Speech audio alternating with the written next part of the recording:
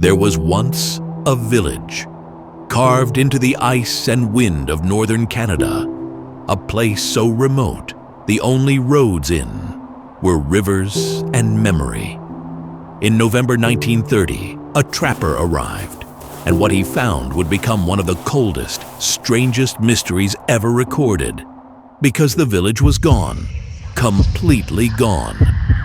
Joe LaBelle, a seasoned fur trapper, had been visiting the Inuit settlement near Anjikuni Lake for years. The people there were known to him, kind, strong, skilled in survival. But that winter, the camp was eerily silent. He called out, no answer. He searched the huts, and what he found was deeply unsettling.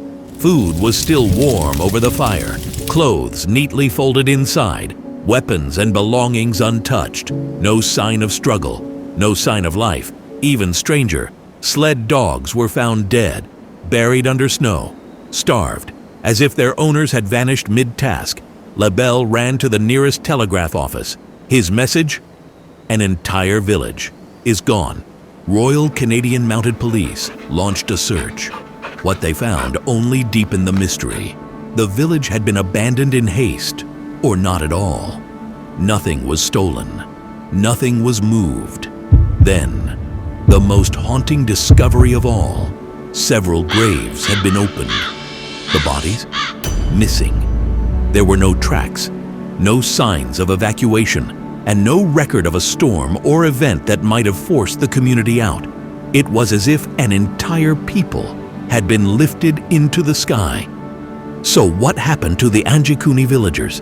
Some claimed they were abducted by something not of this world. Others whispered of ancient curses and sky spirits, or that a sickness came, and no one dared speak of it. Skeptics argue it was a media hoax, a tall tale blown out of proportion, but no solid evidence has ever debunked the account completely. To this day, the truth remains buried, somewhere beneath the snow, silence, and time. We may never know what happened at Anjikuni Lake, but the silence still lingers, and in that silence echoes the question, why did an entire village vanish without a single trace? If you felt a chill from this mystery, there are more where that came from. Subscribe to Mystery Echo and listen closely, because some stories never stop echoing.